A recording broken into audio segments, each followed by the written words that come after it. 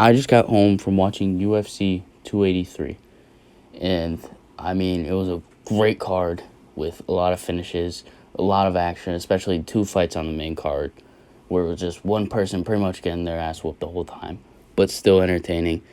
Uh, the card was great. The crowd was okay until they started throwing stuff at Moreno, which was pretty funny the way Moreno ran.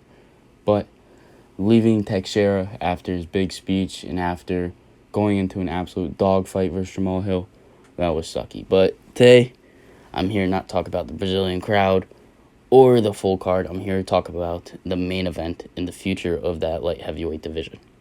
Talking about that Glover versus Hill main event fight, that fight was a fantastic fight. I believe it won Fight of the Night, which it definitely deserves. I mean, you couldn't really give it to Lauren Murphy versus Jessica Andrade because Lauren Murphy was getting beat the whole time, really had no offense. Glover, you did see clip Jamal Hill a few times, but it was definitely a dominating performance from Jamal Hill, avoiding the grappling, great takedown defense. I personally thought Glover Teixeira was going to win, thought he was going to do it, and probably I thought he could ride out a decision, which might seem crazy to people. I know the line was like over 1.5, but I thought he could win it by sub. But Jamal Hill definitely proved me and many people wrong with just great takedown defense, smooth striking, finding and picking his shots smartly, and just a really impressive performance. His cardio was there, everything was there, and he kind of had that fight on short notice. So did Glover, but to have that good of cardio on 28 or something a month notice is very impressive to me. And him winning is probably, and especially the way he did, is probably the best result for the UFC. Obviously, a knockout finish would have been nice, but the way he was dominant and he looked good, and especially him winning. If Glover won, you don't really have much to do from there. If he fights Ankalaev, it's not nearly as entertaining, not as good as a build-up, as this man's 43. He doesn't have much of a future anymore. And Jamal Hill, on the other hand, has the brightest of futures as he's in his 30s, he's good, and now he's the future of the light heavyweight division, along with a few other guys. And I'm talking about today is the resurgence of that light heavyweight division. Obviously, in its prime, you had DC, you had John Jones, you had Rampage, you had Rashad Evans, you had a whole bunch of guys. Even back then, you still had Tito, you had Chuck. Like, the main two light heavyweight division has always had somebody. But ever since John Jones left, it kind of fell off. But now I think Jamal Hill and the making of that Glover versus Jamal Hill fight was a blessing in disguise, as everybody was getting on Dana about how just making this decision out the blue because of the Ankalaev versus Jan draw. I disagree with Dana for going at Ankalaev. He won that fight, and saying he should have done more was dumb. It was a good fight. It was a solid fight, that Ankalaev versus Jan. It wasn't boring. It was good. But that making of the Glover versus Jamal Hill fight was definitely a blessing in disguise, as now we have more exciting matchups for light heavyweight, and the more young guys are coming up. So, something I loved was the fact that the possible matchups that can happen, obviously, some injuries are happening right now, like Rakic and, of course, Yuri.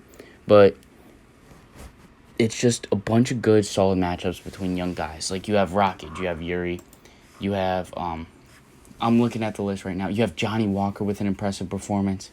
Sure, it's Paul Craig, and I wasn't high on Paul Craig. I thought Walker would get it done by knockout, and he did. But you have a bunch of young guys in the top 15. Dominic Reyes is still kind of a threat. Ryan Spann now. Johnny Walker is coming in, and he's very exciting. Imagine a Johnny Walker versus, like, Yuri Prochazka matchup. I'm saying, is it high chance it's going to happen? No. Johnny Walker's not really a contender, but he is top 10. He's ranked 8th right now. So to have that matchup would be incredible, be entertaining. But all these possible matchups are just so much. And Glover said it himself. When he retired, when he put down the gloves, and he said he was done, he said when Alex Pereira gets a few title defenses, which if he does, and he is able to retain the title for maybe 2 to 3, then he was going to move up and go to light heavyweight, which just makes it 100 times more entertaining. And the possibilities at light heavyweight are just absolutely nuts. I mean, the amount of fighters you have and the potential is ridiculous, and I really think we're seeing light heavyweight becoming more of a prime division, becoming more of a top 5 division. Because as soon as John left, it started to die. But now it's coming back up. And who knows, maybe John Jones drops back down to light heavyweight in a few years. But it is incredible. And I can't wait for the possible or most likely matchup between Jamal Hill and Magomed Ankalaev. Magomed Ankalaev is possibly one of the most skilled light heavyweights, or the most skilled light heavyweight on the roster right now, or in all of MMA. He is that good in my opinion. I think he beats Jamal Hill. But if I were to talk about Jamal Hill versus maybe Yuri, and maybe Jamal Hill is able to somehow get rid of Magomed Ankalaev, that matchup is fireworks, and that matchup's incredible. Alexander Rakic, another matchup, who, if he matches up with Yuri or Jamal Hill, it's a very good technical fight. I think Rakic beats both of them. I love Rakic in that situation. Johnny Walker moving up. Anything can happen in this division. This division is really having a resurgence. I know I'm bouncing around with ideas. This is my first ever video.